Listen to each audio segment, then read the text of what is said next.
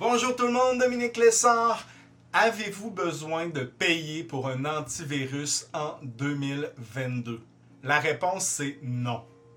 Je vais vous montrer dans cette vidéo deux choses à faire pour être extrêmement bien protégé sans avoir à payer pour un antivirus. La première chose que vous devez faire pour vous protéger, écoutez, ça va être beaucoup plus simple si je vous le montre. Restez avec moi, je vous montre ça étape par étape et je vous promets qu'à la fin, vous allez tout comprendre. La première chose qu'on va vouloir faire, c'est ajouter un niveau de sécurité à notre PC.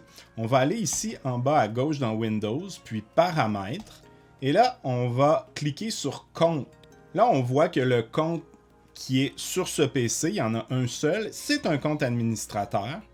On va cliquer ici à gauche sur Famille et autres utilisateurs pour ajouter un autre utilisateur à ce PC en cliquant sur le plus ici. Et là, on a cette interface pour créer un compte en ligne, mais ce n'est pas ce qu'on va vouloir faire. On va cliquer ici. Je n'ai pas les informations de connexion de cette personne. Et on va cliquer sur Ajouter un utilisateur sans compte Microsoft. Ce que ça va faire, c'est qu'on va créer un compte local uniquement sur le PC qui n'est pas connecté à Microsoft. Et là, on entre notre nom et le mot de passe. Bien sûr, entrer un mot de passe très sécurisé, c'est très important. Et ici, c'est 3 questions de sécurité. Donc, je vous laisse le soin de remplir ça à votre guise. Une fois que c'est fait, vous allez avoir un compte local ici. Et là, ce qu'on va faire, c'est qu'on va cliquer sur le compte et modifier le type de compte. Ce compte, par défaut, sera un compte standard et on va lui donner les permissions d'un compte administrateur. Et on fait OK. Une fois que c'est fait, ce PC a maintenant 2 comptes. On revient et là, la première étape est complétée. On va aller compléter la deuxième étape. On va faire clic droit sur l'icône Windows, puis rechercher. Et on va écrire panneau. Et ça va être pour le panneau de configuration. Donc, on a ici panneau de configuration. On clique. Et là, on va aller dans compte utilisateur.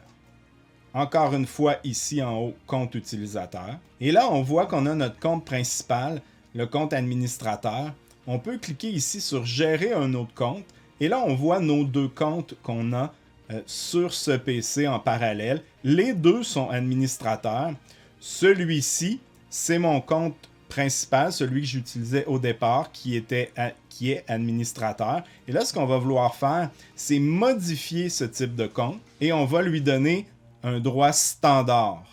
Et on fait modifier le type de compte. Donc, on peut voir maintenant que nos 2 comptes, le compte qu'on va utiliser tous les jours est ici, en compte standard. Et en arrière-plan, on a un compte administrateur qu'on n'utilisera pas, mais qui va nous donner une couche de protection supplémentaire. Pour être certain que tout fonctionne comme on l'a prévu, il faut aller dans Paramètres et dans Compte et être bien certain que sous mon nom ici et mon adresse courriel, il n'est pas inscrit administrateur. Si vous étiez branché dans Microsoft, dans votre compte Microsoft en ligne, ça se pourrait que vous soyez encore administrateur. Si c'est le cas, vous cliquez ici, se connecter avec un compte local à la place. Ça va vous déconnecter de votre compte Microsoft en ligne et enlever l'attribution administrateur qui est ici. Et par la suite, dans mon cas, j'ai pu me reconnecter à mon compte Microsoft et mon compte n'est pas redevenu administrateur. Donc, c'est un petit truc là si vous avez toujours la mention administrateur après avoir effectué toutes les opérations. Maintenant, ce que vous devez comprendre, c'est que vous avez 2 comptes sur votre PC, le compte administrateur et le compte standard. Au quotidien, vous allez utiliser le compte standard. Donc, pour installer un logiciel, vous allez devoir entrer le mot de passe du compte administrateur. Et tout logiciel malveillant qui tente d'effectuer une modification ou d'installer quelque chose sur votre PC va devoir passer par votre autorisation et vous allez pouvoir le détecter et le bloquer. Cette couche de protection qu'on vient de mettre en place doit absolument être supportée par une deuxième couche de protection, car la première n'est pas sécuritaire à 100%. Donc, je vais vous montrer la deuxième couche de protection qu'on va mettre sur notre PC. Mais avant tout, si vous aimez le contenu que je produis, allez voir lefiltre.com. C'est mon site internet, c'est aussi un blog, mais c'est aussi l'endroit où vous pouvez vous inscrire à mon infolette. Vous allez adorer mon infolette si vous aimez mes vidéos, car je vous envoie toutes les semaines des découvertes que j'ai faites dans la semaine, toutes sortes de choses utiles pour vous. C'est complètement gratuit. C'est sur lefiltre.com. Allez vous inscrire à mon infolettre. Et aussi, ceux qui veulent supporter le projet Le Filtre, allez voir ma chaîne Patreon. Les liens sont en description. Allez voir ça. Et sinon, on continue avec le deuxième niveau de sécurité. Et c'est là qu'entre en jeu Windows Defender. Et là, je vous entends dire... Oh, Windows Defender, c'est pas vraiment fiable. Est-ce qu'on peut vraiment s'y fier? C'est gratuit, c'est déjà dans Windows. J'ai la réponse pour vous. Je suis allé chercher la réponse sur le site web AV-Test, qui est une compagnie complètement indépendante qui font des tests régulièrement sur toutes les antivirus disponibles sur le marché et qui vont donner des notes. Ils vont les exposer à des scénarios réels de menaces et vont pouvoir évaluer la qualité de l'antivirus. On peut voir que le marché, en général, la moyenne des antivirus est à 99.4 et Windows Defender bat son index, disons, à 99.5 en novembre et 100% en décembre pour différents tests de performance. Donc, c'est un excellent antivirus. Je suis allé voir aussi un site de référence, Les Numériques, qui le qualifie Windows Defender parmi les meilleurs antivirus pour Windows 10, que Windows Defender arrive en 3e place avec des géants comme Avast, Kaspersky, Windows Defender, donc une note de parfaite, 6 points par colonne pour 18 qui est le maximum. Donc on peut vraiment s'y fier.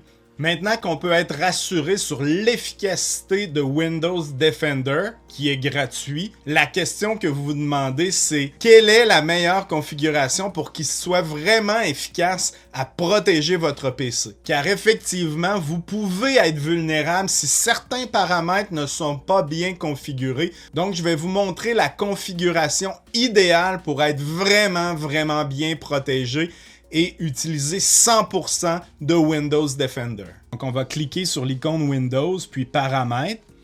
Et là, on va se diriger vers Mise à jour et sécurité. Ensuite, tout au haut, Sécurité Windows. Et on appuie sur le bouton Ouvrir Sécurité Windows. Et là, on voit que Windows Defender a une panoplie d'applications qui vont sécuriser notre PC. On va cliquer sur Protection contre les virus et menaces. Et là, on va voir une petite interface qui va nous donner un compte-rendu, donc aucune menace actuelle, et un bouton pour faire une analyse rapide de notre PC. La partie qui est intéressante, c'est les paramètres de protection contre les virus et menaces. On clique et on va vouloir que tous ces boutons soient activés, donc tous les boutons en mode activé, mais surtout le dispositif d'accès contrôlé au fichier. On clique pour y avoir accès et là, on va avoir intégré à Windows Defender une protection contre les ransomware. Donc, il faut qu'elle soit activée et ça va nous protéger contre la prise en otage de nos fichiers sur notre PC. Donc, c'est extrêmement important et très efficace dans Windows Defender. Donc, on a un ransomware, une protection contre les ransomware intégrée. Et là, on revient au menu principal et on va dans Options d'analyse. Et là, si vous êtes avec un autre antivirus, vous ne verrez pas ces options. Mais pour ceux qui ont Windows Defender activé, vous pouvez faire plusieurs types d'analyses. Analyse rapide, une analyse complète, des analyses personnalisées. Toutes ces options sont offertes pour analyser votre PC. Bien sûr, c'est important de garder un œil pour que les mises à jour soient effectuées. Donc, regardez la date des dernières mises à jour contre les virus et menaces. Et de plus, ce qui est extrêmement important, c'est d'aller ici dans Pare-feu et protection du réseau et s'assurer que le pare-feu est allumé sur tous nos réseaux et ça ajoute un autre niveau de protection à notre PC. On va pouvoir aussi aller dans contrôle des applications et du navigateur. Et là, on a un autre niveau de protection qui va être directement lors de la navigation web. Donc, on va avoir un filtre qui va nous permettre de nous protéger contre des sites malveillants. On va cliquer sur paramètres et là, on va pouvoir voir les différents paramètres. Il faut qu'ils soient activés.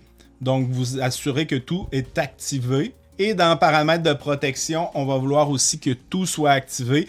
Et bien sûr, si vous utilisez Microsoft Edge, vous avez Smart Screen qui vous indique directement lors de la navigation les sites à téléchargement malveillants qui sont détectés par Microsoft Edge en combinaison avec Windows Defender.